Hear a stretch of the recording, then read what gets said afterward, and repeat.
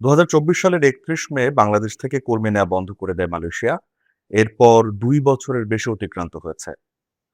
এই ২ বছর সময় বাংলাদেশ থেকে কোন রকম কর্মী না নিলেও কর্মী নেয়া কিন্তু বন্ধ রাখেনি মালয়েশিয়া। দেশটি তাদের যে অন্যান্য সোর্স কান্ট্রি রয়েছে সেখান থেকে কিন্তু কর্মী নিয়েছে। মালয়েশিয়া সাধারণত ১৪ টি দেশ থেকে কর্মী নিয়ে থাকে। এর মধ্যে গত ১ দশকে সবার শীর্ষে উঠে আসে বাংলাদেশ। ২০২৪ সালে এই শ্রমবাজারটি বাংলাদেশের জন্য বন্ধ হবার পর কর্মী নেয়া কিন্তু অব্যাহত রেখেছিল মালয়েশিয়া। এর মধ্যে ইন্দোনেশিয়া, নেপাল এবং ভারত থেকে তারা নিয়মিতভাবে কর্মী নিয়েছে। তো সংখ্যাটি হচ্ছে ৭৭,০০০। ২০২৫ সালে ইন্দোনেশিয়া, নেপাল এবং ভারত থেকে তারা ৭৭,০০০ কর্মী নিয়েছে। ৭৭,৮০০ র মতো কর্মী মালয়েশিয়াতে গিয়েছে এই ৩ টি দেশ থেকে।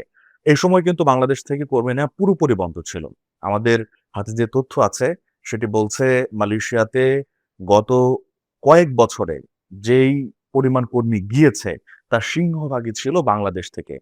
২০২৪ সালের ৩১ মে বন্ধ হবার পর ২০২৪ সালের বাকি সময়টা যেহেতু ইন্দোনেশিয়া কর্মী পাঠিয়েছে, তাই সে সময় ইন্দোনেশিয়া কিন্তু ওই বছর শীর্ষে উঠে আসে। কিন্তু এর আগের বছর ২০২৩ সালেই বাংলাদেশ থেকে কিন্তু বিপুল সংখ্যক কর্মী মালয়েশিয়াতে গিয়েছে। সেই সংখ্যাটি আ যদি আমরা সংখ্যার হিসেবে ধরি তাহলে আ সব দেশ মিলিয়ে সে সংখ্যাটি ৮ লাখের মতো ছিল। মালয়েশিয়াতে মোট বিদেশি যে বিদেশি কর্মশক্তি আছে এটার একটি সিংহভাগ কিন্তু ২০২৩ সালে মালয়েশিয়াতে গিয়েছে। কারণ ২২ সালের শেষের দিকে বাংলাদেশ এর জন্য শ্রমবাজার উন্মুক্ত হয়। তো সে সময় সে ৮ লাখ কর্মীর মধ্যে ৩ লাখের বেশি কর্মী, প্রায় ৩,৮০,০০০ মতো কর্মী কিন্তু বাংলাদেশ থেকে গিয়েছিল। বাকি কর্মীগুলো ইন্দোনেশিয়া এবং অন্যান্য দেশ থেকে গিয়েছে। তো ২ বছর বাংলাদেশের জন্য শ্রমবাজার বন্ধ রেখেছিল মালয়েশিয়া এবং এখনো পর্যন্ত সেটি বন্ধ আছে। এই সময়ে ইন্দোনেশিয়া থেকে কর্মী গিয়েছে কিন্তু মালয়েশিয়াতে। ইন্দোনেশিয়া থেকে আ যে কর্মী গিয়েছে সেটির সংখ্যাটিও কিন্তু বেশ ভালো। কারণ আ আ প্রায় ৭৭,০০০ এর বেশি কর্মী গিয়েছে, এর ৪৫% গিয়েছে ইন্দোনেশিয়া থেকে। কর্মীদের সংখ্যার হিসাব যদি বলি আমি তাহলে ইন্দোনেশিয়া থেকে কর্মী গিয়েছে ৩৫,০১১ জন। এরপরে ২য় অবস্থানে রয়েছে নেপাল। সেখান থেকে ২৫,০২৬ জন কর্মী মালয়েশিয়াতে যান। তারা শতাংশের হিসাবে ৩২.২% এবং ৮% কর্মী নিয়ে ৩য় অবস্থানে রয়েছে ভারত। ভারত থেকে ২০২৫ সালে কর্মী গিয়েছে ৬,২৪৫ জন।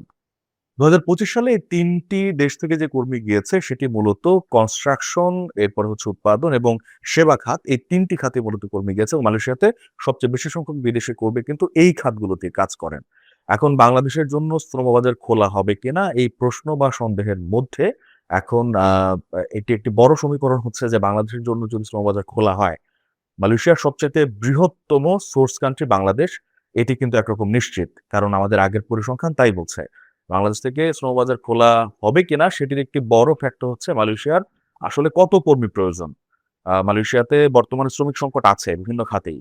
এখন মালয়েশিয়ার নির্বাচন, মালয়েশিয়াতে রাজনৈতিক সিদ্ধান্ত গ্রহণ এবং অন্যান্য বিষয় কিন্তু এখানে জড়িত আছে। বিশেষত আ যে শ্রমিক দুর্নীতি হয়েছে শ্রমিক নেয়ার ক্ষেত্রে, সেইগুলো বিচার বিবেচনায় নিয়ে কলিং ভিসা খোলা হলে বাংলাদেশ থেকে কর্মী যাওয়ার ক্ষেত্রে বড় ফ্যাক্টর যেটি থাকবে সেটি হচ্ছে মালয়েশিয়ার আসলে কত কর্মী প্রয়োজন। কারণ বাংলাদেশ থেকে যে বিশাল ওয়ার্কফোর্স প্রস্তুত আছে, লক্ষ, লক্ষ বাংলাদেশি তরুণ মালয়েশিয়া যাওয়ার প্রস্তুতি নিয়ে আছেন, এত সংখ্যক কর্মী মালয়েশিয়ার আসলেই প্রয়োজন আছে কিনা কিংবা মালয়েশিয়া নেবে কিনা সেটিও কিন্তু আ বা সেই প্রশ্নও কিন্তু উত্থাপনের দাবি রাখে।